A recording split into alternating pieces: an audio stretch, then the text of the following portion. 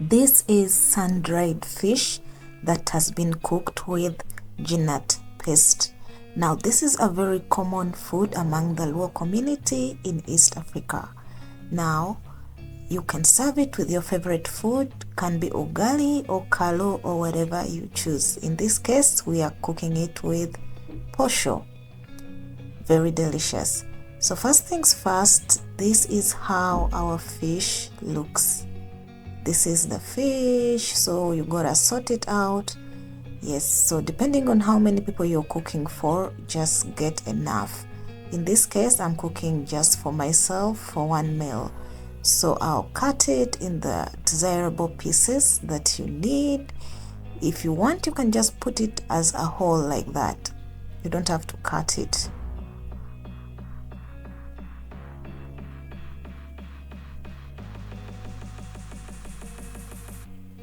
So after cutting it, make sure that you remove the ones that have scales, remove all the scales and soak it in warm water. Please soak it. The reason we are soaking it is because this fish is highly salted, so there is so much salt in it.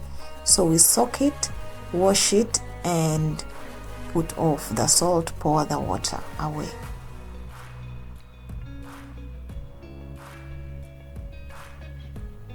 Make sure you wash it very well and wash it after soaking it. Wash it properly and then we shall light our stove. I'll put a fresh new saucepan and put some hot water that I've already pre-boiled.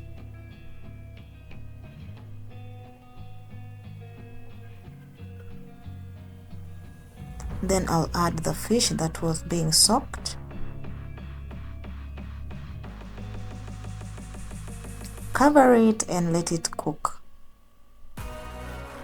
Do not add salt, as this fish contains a high amount of salt that is being used to preserve it, so there is normally a lot of salt in it. So you let it cook.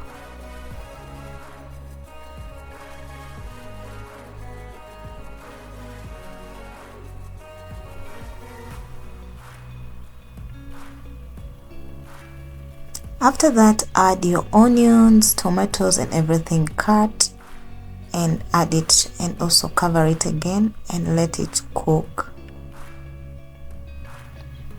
Cook it for about 30 minutes on low heat, and depending on how you like it, you can also touch and see if it is soft enough. Mix it all together and make sure that it's all good. Our next ingredient is the groundnut paste, so I'm just gonna add it. There are different ways of adding the groundnut paste into it, so you can just add it in warm water, mix it before and then after put it on. For me, I'm just adding it directly. I'm just not measuring a particular amount, I'll just feel the thickness. So you add your groundnut paste and make sure you mix it thoroughly. Mix it until it is thick enough for you, and make sure that when you're adding the paste it's on low heat so that it doesn't burn. So put it on low heat, so you cover it and then let it cook again in very low heat for a couple of more minutes.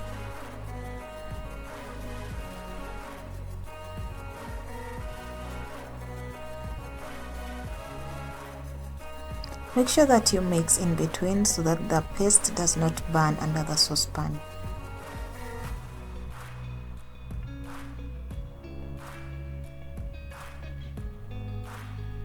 So this is how our fish looks, and it's ready, and the soup is thick enough. So you can let it boil to a desirable amount that you want. While on the side, I'll be making my ugali / posho. You can also eat it with any carbohydrate of your choice. I've just chosen posho. However, you can eat this food with kalo, which is how most people eat it with. That is cassava flour or millet flour. It's very tasty with millet flour. However, I didn't have millet flour, so I'll just use posho for this particular dish.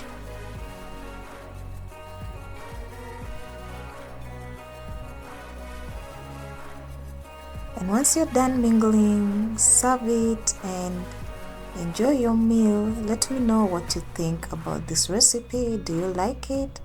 And this is most commonly eaten by the Luo community and also the Congolese. This is also what they eat sometimes.